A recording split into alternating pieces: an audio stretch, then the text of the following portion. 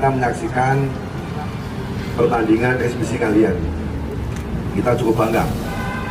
Apa yang ditampilkan, kita bangga. Dan hari ini semua pejabat Kodam beserta perwakilan Forkopimda hadir di sini. Sama persis. Saking bangganya melihat adik-adik mengantar kalian untuk sebagai duta Kodam 14 Hasanuddin.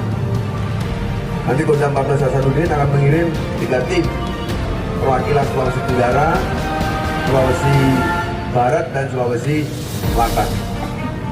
Dan adik-adik yang ada di sini, kalian sudah terpilih dari yang terpilih. Jadi kalian terbaik dari yang terbaik. Dan kalian dipercaya oleh kita semua.